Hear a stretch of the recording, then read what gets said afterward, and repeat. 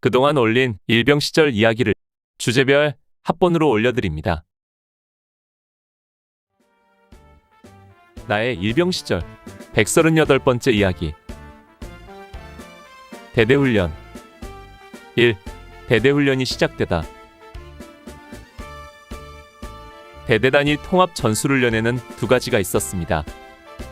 매년 정기적으로 실시하는 대대훈련과 대대장 임기 중 한 번 실시하는 대대 ATT가 그것이었습니다. 대대훈련이 순수한 자체 전술훈련이라면 대대 ATT는 대대장의 지휘 능력을 평가하는 측정으로 실시되는 훈련이었습니다. 그동안 대대훈련은 매년 8월경에 실시하고 ATT는 10월경에 실시되었다는데 우리는 국군이 날 행사 연습으로 인해 대대훈련이 10월로 연기되었고 대대 ATT 역시 10월 하순으로 계획되어 있었습니다. 따라서 대대장은 이번 대대훈련을 ATT의 예행연습으로 삼아 ATT에서 좋은 평가를 받겠다는 계획을 세웠습니다. 그 말은 이번 대대훈련이 설렁설렁한 나들이 훈련이 아니라 빡세게 실시된다는 말이었고 우리에게는 불행한 계획이었습니다. 대대훈련에 앞서 10월 10일 토요일 오후에는 대대 체육대회가 있었습니다. 그러나 말이 체육대회이지 실상은 국군이 날 행사에 참가한 우리들을 위로하기 위한 막걸리 회식이 주요 목적이었습니다. 거기에 대대훈련을 앞두고 병사들의 사기를 높이겠다는 계산도 있는 것 같았습니다. 중대별로 친선게임 같은 축구 한 게임씩만 하고는 곧 집합하여 한 개 소대에 막걸리 반말씩이 분배되었습니다. 취사장에서는 김치와 조미육 등으로 안주거리를 만들어 제공하였고 우리들은 대대 연병장에서 부대장이 허락한 공식적인 막걸리 파티를 했습니다. 두어 시간 정도 계속된 막걸리 회식은 각 중대별 오락회로 이어지며 오랜만에 흥청한 분위기를 만들었습니다. 회식 후에는 엄중한 외출 통제와 인원 파악을 통해 추가 음주를 하지 못하도록 단속했습니다. 다음 날 일요일인 11일 오후에는 대대훈련 군장검사가 실시되었습니다. 완전군장에 편제 장비를 모두 들고 집합하여 대대장이 직접 실시하는 군장검사를 받았습니다. 군장검사가 끝난 뒤에는 우리들이 할 일이 많았습니다. 늘 그렇듯이 이제부터 군장 내용물을 빼내고 거기에 우리가 야전에서 먹을 간식과 부식류 등을 구입해 채우는 것입니다. 분대원들이 돈을 객출하여 그 돈으로 사슴집과 현대상회에 가서 라면과 고추장, 통조림 등을 구입해왔고 일부는 PX에 가서 빵과 과자류를 사가지고 왔습니다. 분대장은 나가더니 건빵을 얻어가지고 왔습니다. 우리들은 각자의 군장에서 속옷과 양말 등 꼭 필요한 것들만 남기고 나머지는 빼낸 후에 그것들을 골고루 나눠 넣었습니다. 야전에 나가면 항상 식사 배급량이 적었기 때문에 이것들은 훈련 동안에 요긴한 보조 식량이 될 것입니다. 앞서도 말했지만 국군이 날 행사 기간 동안 우리 분대에는 많은 인적 변화가 있었습니다. 분대장이었던 박하사가 전역한 이후 공석으로 있던 분대장이 새로 부임했는데 신임 분대장은 다름 아닌 총이분대 사총사수로 있던 장하무기하사였습니다. 장하사는 우리가 행사 연습하는 동안 하교대를 수료한 뒤 하사기 급장을 달고 다시 우리 소대로 배치되어 우리 총일분대장이 된 것입니다.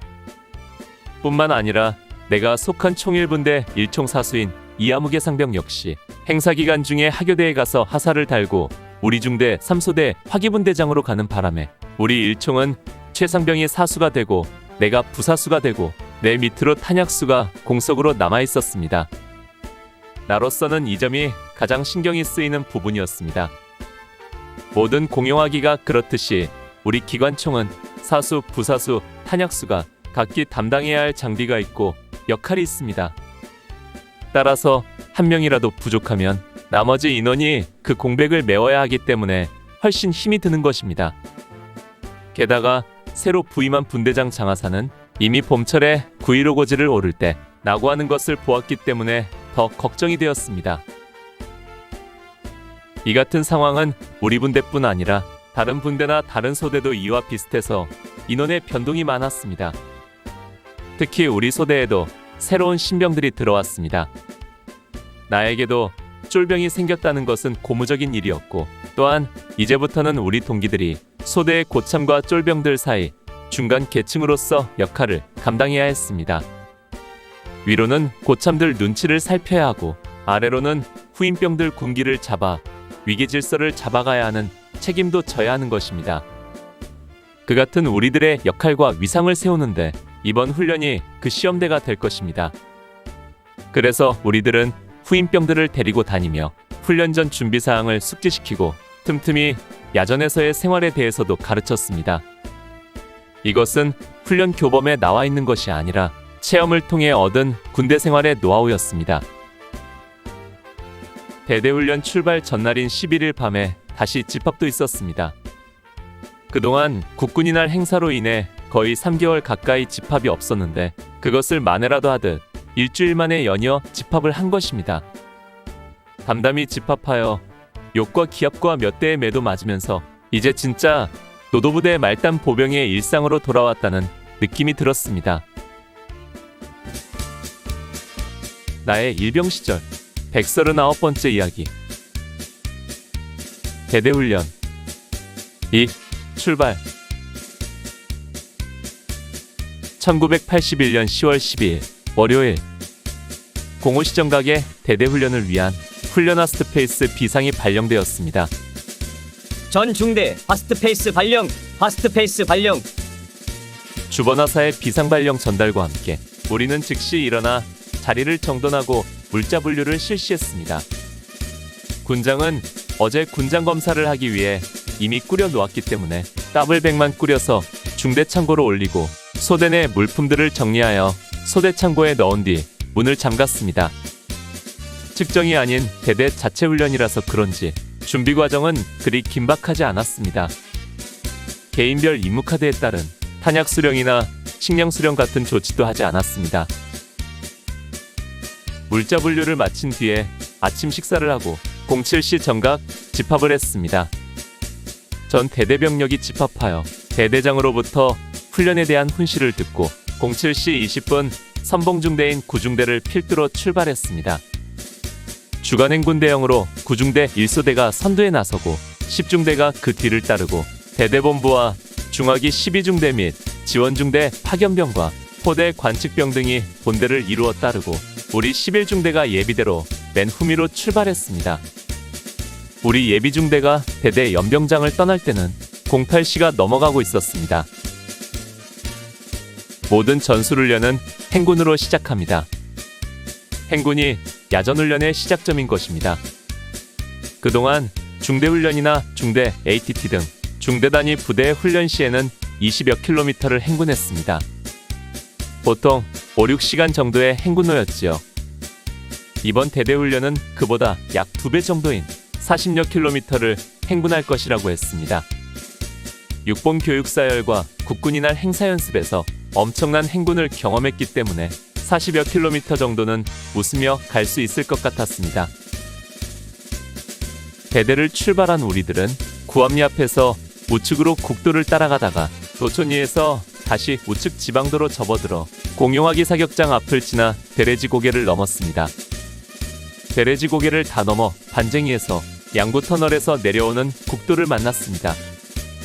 거기서 우측으로 원리 쪽으로 내려가 소양호를 끼고 신남 쪽으로 가다가 좌측 산길로 접어들어 고개를 넘으니 그곳이 두무동 고개였습니다. 그 중간에서 점심을 먹고 계속 전진하여 학수초등학교 앞을 지나 31년대 앞으로 해서 용아리에서 광치령 쪽으로 우회전하여 31년대 4대대 사단 신교대 앞을 지났습니다. 신교대 앞을 지나 광치검문소 가기 전에 오른쪽으로 작은 개울을 따라 들어가니 작은 둑방이 보이는 구릉지대가 있는데 이곳을 밤골이라고 했습니다. 주변의 집들은 띄엄띄엄 몇 채 있는 한적한 곳이었는데 정식 마을 이름은 야촌이었습니다. 우리 중대는 그 밤골 구릉지대에 자리를 잡고 야영 준비를 했습니다. 이곳이 1차 집결지였습니다. 이때가 17시. 자대를 출발한 지 9시간 정도 되었으니 중간 점심 식사 시간을 빼고 약 8시간 정도 행군한 것이었고 행군 거리는 30km 남짓할 것 같았습니다. 그리 험난한 행군로가 아니라서 그런지 의외로 쫄병들도 그리 힘들어하지 않았고 행군이라면 약한 우리 분대장 장하사도 거뜬했습니다. 우리는 각 분대별로 수경지를 할당받아 텐트를 치고 수경 준비를 했습니다. 10월이었지만 아직 그리 춥지 않아 땅을 파고 들어가지 않아도 되었기 때문에 수경 준비는 그리 오래 걸리지 않았습니다. 야전 훈련을 나와서 좋은 점이 하나 있다면 그것은 저녁에 일석점호가 없이 어두워지면 곧바로 취침을 할 수 있다는 것입니다. 각 텐트별 인원 파악만 하고 이상이 없으면 불침번 한 명만 세우고 잠을 잘 수 있는 것입니다. 물론 본격적인 전술훈련에 들어가면 엄두도 못 낼 일이지만 집결지 행동을 할 때는 이런 융통성도 있었습니다. 이럴 때는 상황을 봐서 소주나 막걸리를 추진하여 오랜만에 한 잔을 걸칠 수도 있습니다. 그러나 밤골 주변은 마을이 멀리 있고 가게가 없어 술을 마실 수는 없었고 우리는 미리 사가지고 온 빵과 건빵을 나눠 먹으며 야전에서의 조촐한 회식을 했습니다. 첫날 밤은 그렇게 아무런 상황 없이 넘어갔습니다. 정말 오랜만에 푹 잤습니다. 10월의 밤 공기가 차갑기는 했지만 그래도 견딜만 했고 풀벌레 소리가 귀청을 시끄럽게 했지만 노도부대 군바리에 잠을 깨우지는 못했습니다. 나도 이제는 어느 정도 군 생활에 익숙해져 있었고 또 내 밑으로 대여섯 명의 후임병들이 있었기에 훨씬 마음의 여유를 가지고 훈련에 임할 수 있었습니다. 나의 일병 시절 140번째 이야기. 대대훈련 3. 주야 방어. 1981년 10월 13일 화요일 1차 집결지 밤골 야산. 06시에 기상했습니다. 기상과 동시에 어젯밤에 평안했던 꿈은 떨쳐버려야 했습니다. 즉시 텐트를 걷고 군장을 꾸리고 전장 정리를 했습니다. 일부 인원은 식사를 추진하러 반합을 들고 식사 추진차로 내려가고 남은 인원은 수경했던 흔적을 없애고 군장을 모아 정리하고 장비를 점검했습니다. 아침 식사를 마치고 곧바로 전달이 왔습니다. 현 위치에서 방어진지를 구축하고 주간 방어에 들어간다. 우리 화기소대는 여느 때나 다름없이 총 1분대는 1소대로 2분대는 2소대로 배속되었습니다. 내가 속한 총 1분대는 장하사가 분대장으로 부임하여 첫 번째 뛰는 야전훈련입니다. 나는 지난 봄 9.15 고지를 넘어 인제에 투입될 때 당시 상병이던 장하사가 9.15 고지에서 낙오하여 끝내 인제로 가지 못하고 9.15 고지 경비소대에서 하루를 묵은 뒤 귀대했던 일이 생각나서 조금은 불안했습니다. 그러나 분대장이라는 책임감 때문인지 어제 행군도 거뜬히 했고 아침부터 나름 열심히 지휘하는 것을 보고 저기에 안심이 되었습니다. 분대장이 헤매면 가장 힘들어지는 것이 분대원들이기 때문이지요. 야외 전술훈련의 레퍼토리는 거의 비슷합니다. 이동간에는 교량 폭파나 게릴라 출현, 가스 상황, 적기 출현 등 다양한 상황이 주어지고 이에 대한 대처 능력을 훈련합니다.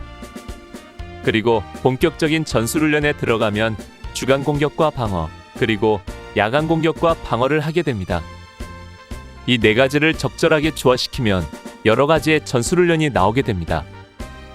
공격을 먼저 하고 방어를 한다든지 방어 후에 공격을 하기도 하고 야간 공격을 밤 12시 넘어 후반야 공격을 하고 이어서 계속 주간 공격으로 실시하기도 하고 주간 방어 후에 야간 방어로 계속 넘어가기도 합니다. 여러 가지 전투 상황을 상정해서 훈련 교환을 만들고 이를 토대로 병력을 운용하여 전술훈련을 실시하는 것입니다. 우리는 주간이장을 하고 하루 종일 교통호 속에서 방어를 했지만 별다른 상황은 없었습니다. 아무래도 우리 중대가 예비중대이고 또 측정이 아닌 일반 훈련이기에 대항군도 대충하고 많은 것 같았습니다. 그 자리에서 주간 방어를 하고 이어서 계속 야간 방어로 들어갔습니다. 우리는 참으로 편한 훈련을 한다고 좋아했습니다. 주야 방어를 했으니 훈련은 거의 절반이 끝난 것이나 다름없다고 생각한 것입니다. 그러나 그것은 우리의 오산이었습니다. 여기는 노도부대이고 우리 훈련이 그리 편하게 끝나도록 버려둘 지휘관들이 아니었습니다.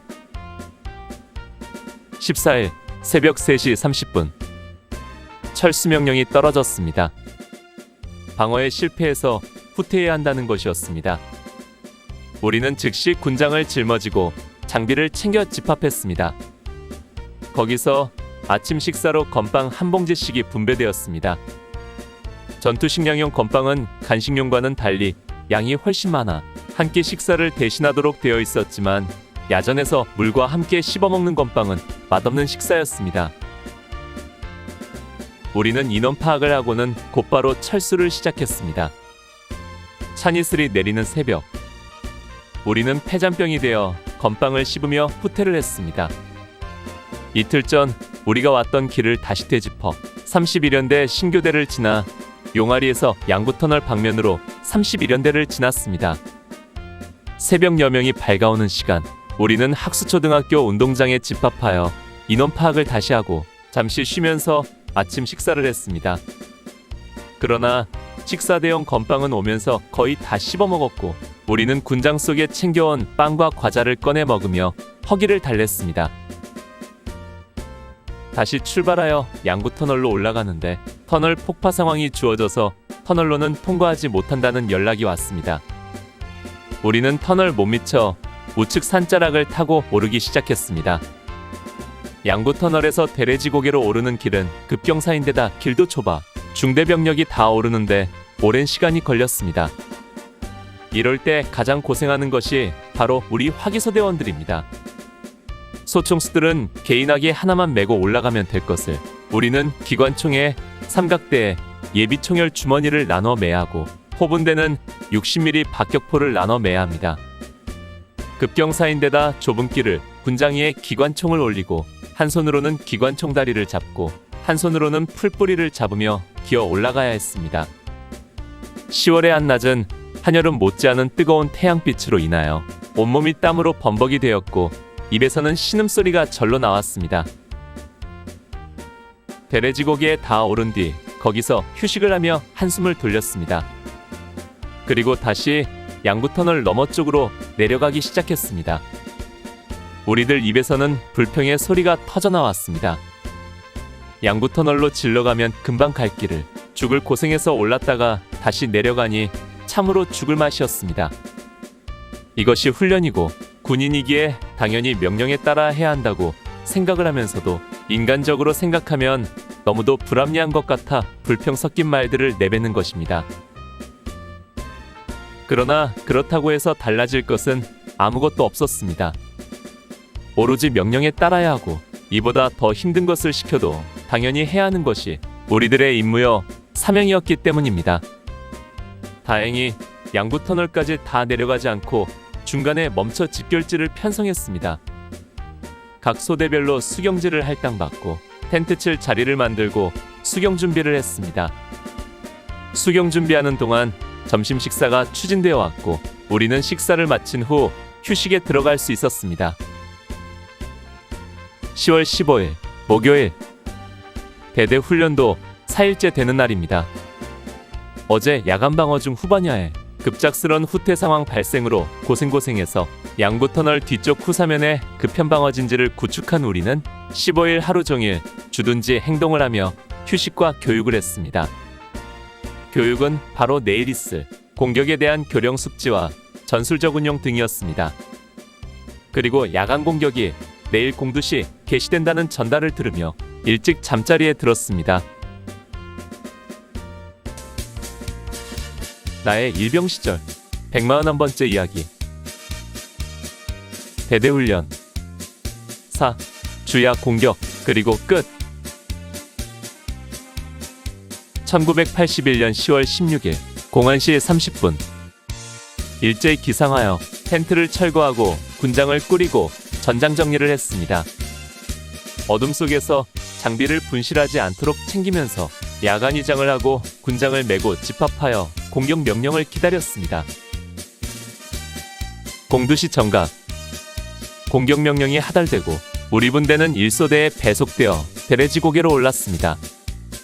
대레지고개를 따라 도촌리 방향으로 조금 내려가다가 첫 번째 능선에서 우측으로 능선을 따라 산길을 걸었습니다. 산등성이는 소나무만 군데군데 서 있을 뿐 허연 마사토가 그대로 드러나 있었습니다. 마사토길은 자칫하면 미끄러질 위험이 있었으므로 우리는 조심조심 천천히 전진했습니다. 얼마간 산등성이를 따라가다가 좌측 급경사 길을 따라 산을 내려와 골짜기에서 잠시 휴식을 하며 다음 명령을 기다렸습니다. 사이는 조용하고 적막했습니다. 대대병력이 어딘가에서 움직이며 공격을 하고 있겠지만 아무런 소리도 기척도 느낄 수 없었습니다. 실제 전투에서도 이럴 것이라는 생각이 들자 오싹한 느낌이 들었습니다. 우리 코앞까지 적군이 숨어들어도 전혀 알지 못하고 있다가 기습 공격을 받게 되면 패할 수밖에 없을 것이기 때문입니다. 작전에 실패한 지휘관은 용서해도 경기에 실패한 지휘관은 용서할 수 없다는 군대의 명언이 실감 있게 느껴졌습니다. 대대의 예비 중대인 우리 중대는 사실 특별한 공격 목표가 있는 것이 아니었습니다. 선봉 중대인 9중대나 본대인 10중대는 지금쯤 공격 목표로 접근하여 공격을 기다리고 있을지도 모를 일이었습니다. 30여 분 뒤 다시 이동 명령이 떨어졌습니다. 산등성이를 넘고 조그만 밭도 지나고 울창한 숲도 지났습니다. 이 지역은 그동안도 몇 번 작전을 뛰었는데도 어둠 속에서 도저히 여기가 어디쯤인지 감이 잡히지 않았습니다. 새벽 5시가 넘어가자 점점 어둠이 걷히면서 주변이 보이기 시작했습니다. 마산리와 도촌리 사이에 산골짜기였습니다. 날이 밝아지면서 공격 속도가 빨라졌습니다. 그동안 지체되었는지 중대장은 빠른 속도로 이동하면서 삼소대로 하여금 좌우측위를 삼아 우리 이동로의 안전을 확보하려 했습니다. 후미에 처져 있던 삼소대는 뛰면서 상계하여 좌우 숲속으로 들어가 이동하기 시작했습니다. 30여 분을 그렇게 이동하니 지난 겨울에 우리가 동계훈련을 뛰었던 마산리 훈련장이 나왔습니다. 우리는 그곳에서 공격을 멈추고 전열을 정비했습니다. 그리고 그곳으로 추진되어 온 아침 식사를 수령하여 아침밥을 먹었습니다. 중대장이 서둔 이유가 바로 식사 추진차와 만날 시간을 맞추기 위한 것이었습니다. 그곳에서 식사를 하며 2시간 정도 집결지 행동을 한 다음 08시에 다시 공격을 시작했습니다. 후반야 공격에 이어 계속 주간 공격으로 전환하여 끝까지 밀어붙이는 것입니다. 밤새 어둠 속에서 산길을 헤매던 것에 비하면 날이 밝으니 공격하기가 훨씬 수월했습니다. 우리는 마산리에서 학수초등학교 쪽으로 넘어가는 고갯길을 넘었습니다. 그리고 양구터널로 오르는 국도를 만나 좌측으로 31연대 앞 큰 길을 따라 용아리 쪽으로 내려왔습니다. 어제 후퇴했던 길을 반대로 되짚어 가는 것입니다. 용아리 못 미쳐 이번에는 우측 산길로 다시 접어들었습니다. 그리고 그 산등성이를 따라 계속 전진했습니다.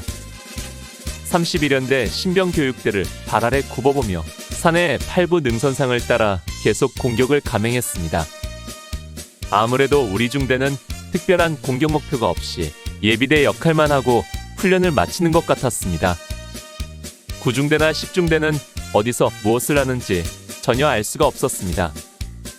산등성이를 따라 한참을 가다가 좌측 구릉지대로 내려서서 작은 골짜기를 지나 야산에 오르니 그곳이 바로 우리가 처음 집결지를 편성했던 밤골이었습니다. 이곳을 이렇게도 올 수 있다는 것이 신기하게 느껴질 정도였습니다. 밤골에 도착하자 우리는 공격을 멈추고 잠시 휴식을 하는데 바로 상황 끝이라는 연락이 왔습니다. 이때가 오전 11시 30분.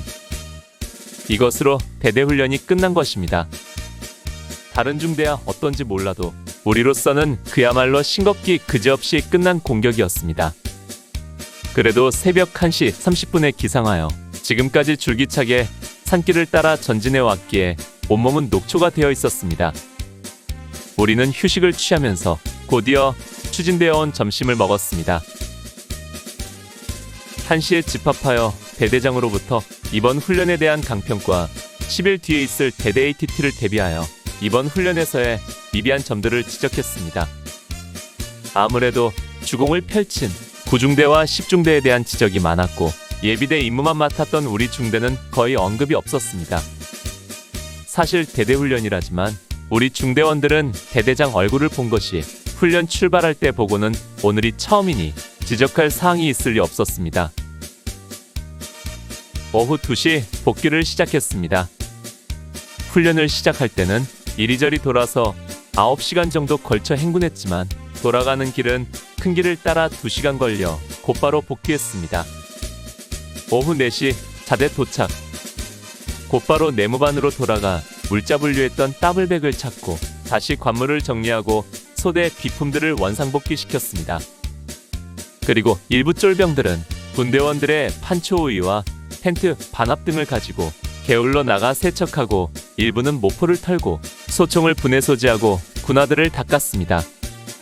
본래 훈련을 마치고 복귀하면 훈련 후 정비를 다음날 실시하는 것이 원칙이지만 그러나 다음날인 17일 토요일에는 연대장 내무검사가 예정되어 있어서 오늘 모든 정비를 끝내야 했습니다. 참으로 빈틈없이 돌아가는 톱니바퀴처럼 조금의 여유도 없는 우리의 일상이었습니다. 나의 일병 시절 142번째 이야기. 연대장 내무검사 1. 1981년 10월 우리 대대의 일정은 화려했습니다. 국군이 날 행사를 마치고 복귀한 뒤 부대 내외부 정비를 하고 사단 FTX 훈련을 한 다음 곧바로 대대 훈련을 다녀왔고 일주일간 영내 생활을 한 다음 다시 대대 ATT가 계획되어 있었습니다. 그리고 그 사이에 연대장이 실시하는 내무검사가 또한 예정되어 있었습니다. 우리 제32연대 연대장은 우리가 국군이 날 행사 연습을 시작하기 직전에 김상설 대령에서 이태우 대령으로 바뀌었습니다. 신임 연대장이 부임한 직후 우리 대대는 국군이 날 행사 연습에 돌입했고 이로 인해 연대장은 공식적으로 우리 대대를 순시하지 못했습니다. 따라서 이번에 우리 대대 내무검열을 겸한 초도순시를 나오는데 그 날짜가 바로 10월 17일로 우리가 훈련에서 복귀한 다음 날이었습니다. 이로 인해 우리는 잠시 쉴 틈도 없이 야전에서 복귀하자마자 훈련 후 정비 및 내무검사 준비를 해야 했던 것입니다. 노도부대에서의 일상을 짧게 표현하면 교육과 훈련 이 두 가지 단어가 될 것입니다. 영내에서 막사 생활할 때는 빡빡하게 짜인 교육 프로그램에 의해 갖가지 기본 과목과 전술 교육을 합니다. 훈련소에서 배운 기본 과목뿐 아니라 군인으로서 필요한 모든 과목들을 반복 학습하면서 이것들을 응용한 전술훈련을 쉬지 않고 하는 것입니다. 그리고 한 달에 한두 번 이상은 야전으로 나가 그동안 배운 것들을 전술적으로 응용하는 야전훈련을 합니다. 소대 단위 훈련에서부터 중대, 대대, 연대 단위 훈련과 각종 비상훈련, 그리고 사단과 군단 기동훈련, 또 동계훈련과 유격훈련, 산악훈련 등 특수한 훈련과 대항군 훈련과 팀 스피리트 훈련, 대침투 작전 등 크고 작은 훈련과 작전들을 소화해야 했습니다. 이와 같은 교육과 훈련은 교육사단인 우리 노도부대원의 기본적인 삶이었습니다.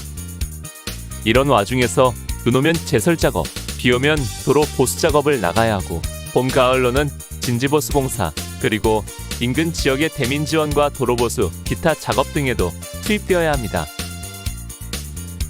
그런데 사실 우리를 더 힘들게 하는 것은 따로 있었습니다. 솔직히 교육과 훈련만 하는 부대였다면 군대 생활이 그리 힘들지는 않았을 것입니다. 그것은 군인이라면 당연히 해야 할 임무였기 때문이지요. 우리를 더 힘들게 하는 것은 우리의 일상생활 중에 있었습니다. 먼저 훈련소보다 더 확실한 관물 정돈을 해야 했습니다.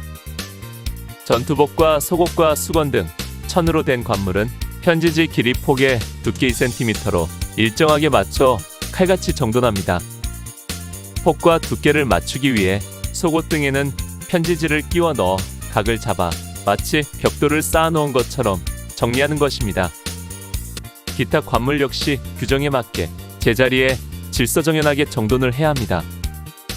야전훈련에 나가려면 정성 들여 정리했던 모든 관물을 물자 분류하여 더블백에 담아 중대 창고에 들였다가 훈련을 마치면 다시 찾아와 예전처럼 다시 관물 정돈을 했습니다.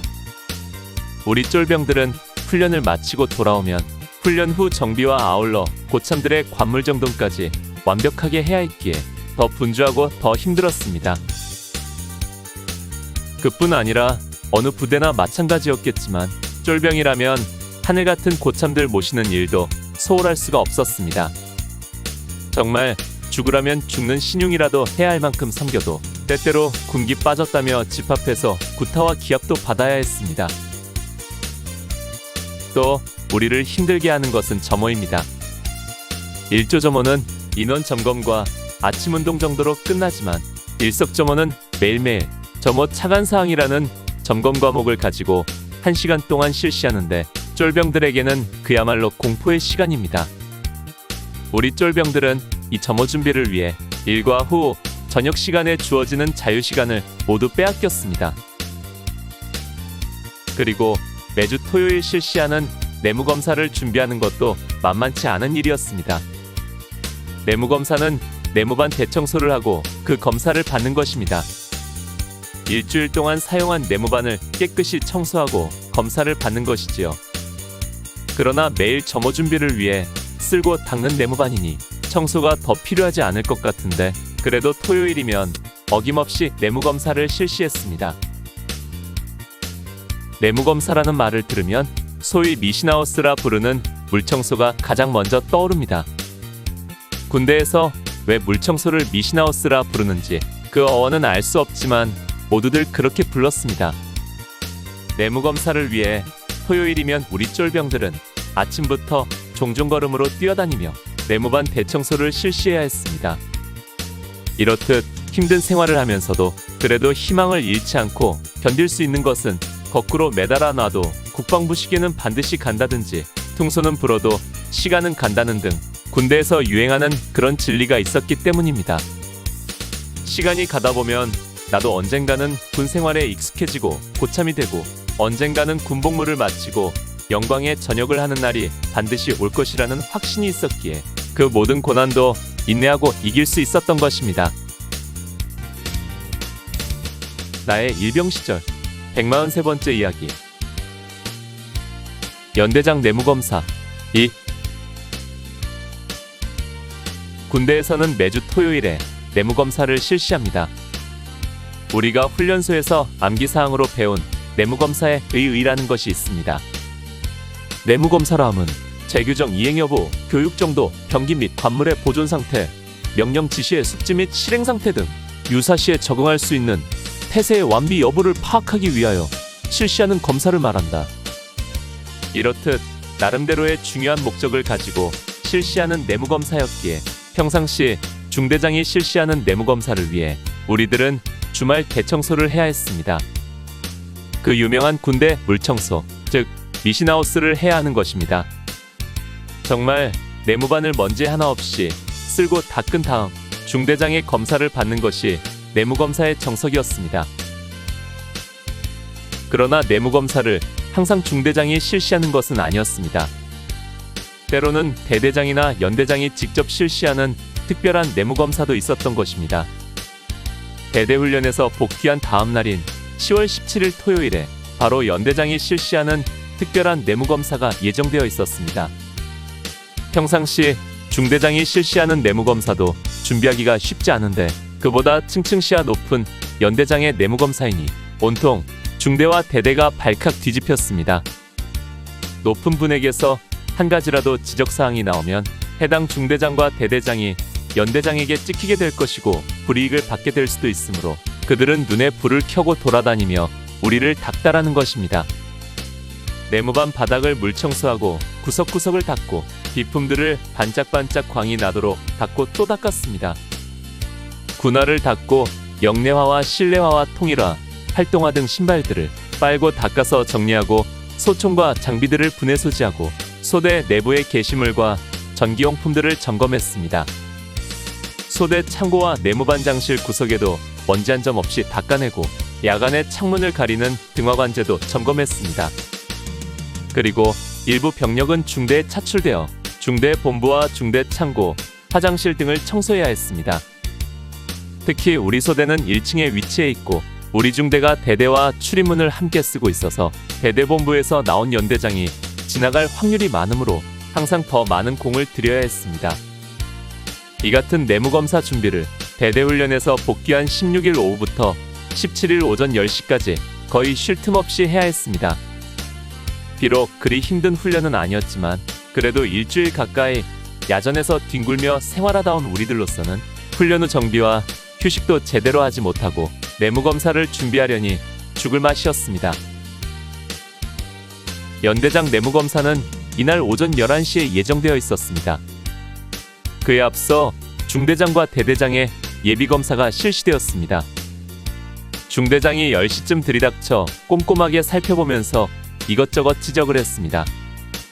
우리가 보기에는 별것 아닌 것 같은데도 그가 보기에는 모든 것이 불만이고 미흡한 것뿐이었습니다. 우리는 지적된 사항들을 즉시로 수정해야 했습니다. 그런데 그것이 그리 만만치 않은 일이었습니다. 그것은 가장 질책을 많이 받은 것이 식기의 때가 많이 끼었다는 것이었기 때문입니다. 군 생활을 하면서 플라스틱 식기를 사용해 보신 분은 알겠지만 식기에는 음식물 때가 많이 끼게 됩니다.